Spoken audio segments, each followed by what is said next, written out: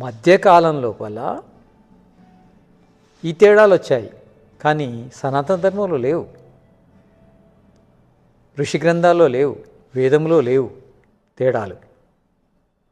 సమానత్వం ఉంది. వేదం ఏం చెప్తుంది? సంగచద్వం సంవదద్వం సంవో మనాంసి జానతాం దేవాభాగం యథా పూర్వే సంజానాన ఉపాసతే. మనుషులందరూ కలిసి నడవాలంటుంది. సంగచద్వం సంవదద్వం కలిసి మాట్లాడాలంటుంది. సంవో మనాంసి జానతాం కలిసి ఆలోచించాలంటుంది. ఎందుకంటే దివ్యమైన పురుషులు కలిసే ఉంటారు, సమానత్వాన్ని కలిగి ఉంటారు, సంఘటితమై ఉంటారు. కనుక మీరు అదే బాటలో నడవండి దివ్యత్వాన్ని పొందాలంటే అని వేదం చెప్తుంది, సనాతన ధర్మం చెప్తుంది.